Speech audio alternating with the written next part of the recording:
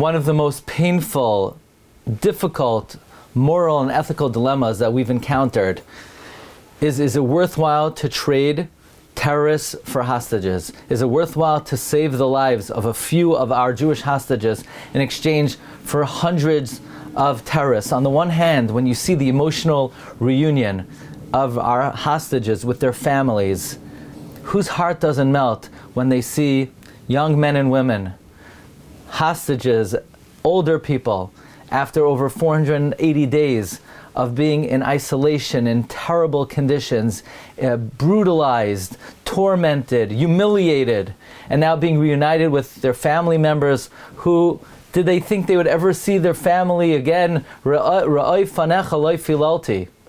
And your heart cannot help but melt. Who doesn't shed tears of joy seeing the joyous reunion of families with their loved ones? But on the other hand, is it really worthwhile to exchange hundreds of terrorists? Each one of them is capable of wreaking such devastation and havoc. What a terrible predicament to be in. What does the halacha say about this? What is the correct thing to do? It's such a terrible situation to be in. It's worthwhile to know that Rabbi Vadia, in one of his tshuvas, did express a halachic view that it would be worthwhile for the following lamdus, and that's not the purpose of this particular message, but Rabbi Vadia's viewpoint was that when it comes to pikuach nefashos, we have to look at the here and the now, and if we have the opportunity to save Jewish lives now, yes, at the expense of endangering in the future, we have to give primacy to the now. Rabbi Vadia made the following calculation. We know the halacha is when it comes to the prohibition of nivel hames, making an autopsy. So the halacha is if you make an autopsy on Eruvin, you'd be allowed to save the life of Shimon right now. But if it's to save lives in the future, you would not be allowed to conduct an autopsy. From here we see that the laws of pikuach nefashos are governed by what could be accomplished now, not in the future. So too, conversely, Rabbi Vadia argued that when it comes to saving life or risking life, if you could save a life now at the expense of risking someone's life in the future, it would be proper to save the life now. Whether he was talking about giving up so many terrorists to save only a few Jews, that's a question for a different occasion. But what a terrible predicament to be in, and how should we view such a thing? What could we possibly do? What should our perspective do? So I just want to share with you a thought. This is a thought I heard from Rav Asher Weiss on a different occasion, for a different situation, but there's a Yerushalmi in Shumais, in Parak Shmini. In order to understand the Yerushalmi, you have to know a few other introductory halachas. Number one, the halacha is, are you allowed to give up a Jew in order to save the whole city? In other words, let's say a city is being sieged, and the Gentiles surrounding the city say, okay, give us one of you that we're going to kill, otherwise we kill all of you. Are you allowed to give and deliver one life to save many others? The halacha is no, you can't do it. However, what if the enemy identifies, they say, give us Ruvain. If you give us Ruvain, we won't kill out the city, otherwise we kill out the whole city. Then indeed you're allowed to give up one life to save the rest of the city, where the enemy identifies someone. And the Yerushalmi discusses whether does that person have to already be liable to a death penalty, or even if not. The Yerushalmi now continues. The Yerushalmi tells us about an individual by the name of Ula Bar Koisev, who was claimed by the Malchus, and they wanted to kill him, so he fled to Lud, to Rabbi Shua ben Levi. If you look, they said the Gentiles surrounded the Medina, and they said, if you don't give us Ula Bar Koisev, we're going to destroy the whole city. So Rabbi Shua ben Levi went to Ula Bar Koisev, and he persuaded him, look, either way you're going to die, so you might as well give yourself up and save us.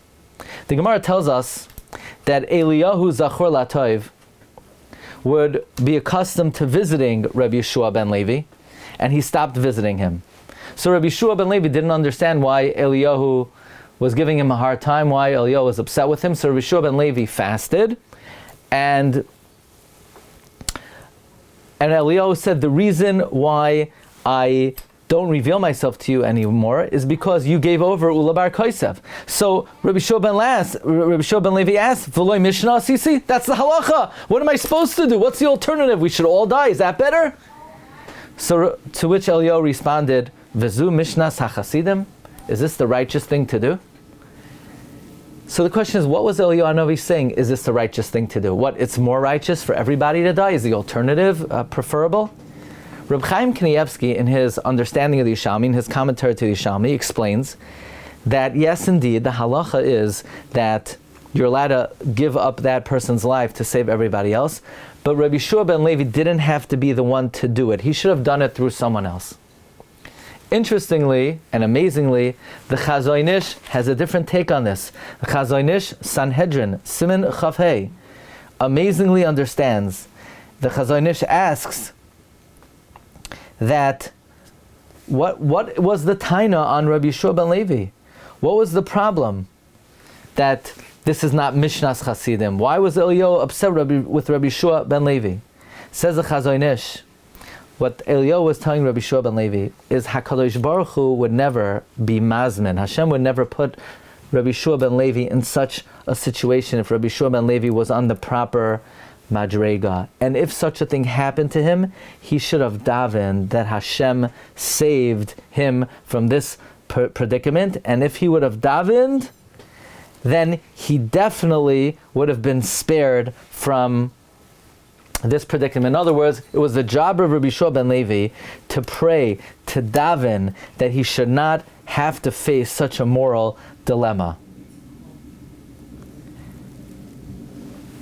Today in Shul, somebody came over to me and he said, well, this explanation of the Yishalmi is mefurash in Masechta Makos on Daf Yud Aleph. The Gemara tells us that somebody was harmed by a wild animal in the vicinity of Rabbi Shua ben Levi, and Eliyahu stopped appearing to Rabbi Shua ben Levi. So the very same Eliyahu and Rabbi Shua ben Levi, we have another story where Eliyahu stopped appearing to Rabbi Shua ben Levi, and there the Gemara says it's because Rabbi Shua ben Levi should have davened that nothing of the sort should have happened under his watch, under his auspices, when he was the leader. So just like in the Gemara in Makos, the taina Rabbi Shua ben Levi was, he should have davened not to be in this predicament.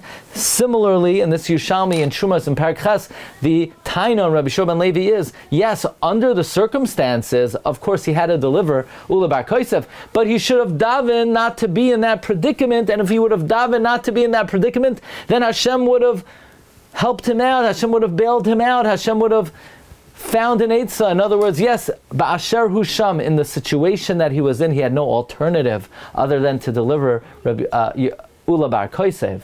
However, if he would have prayed, then Hashem has many ways to navigate and to get around such a difficult situation. And the same thing could be said regarding these moral dilemmas that we're facing today. Under the circumstance, what a terrible decision to have to make.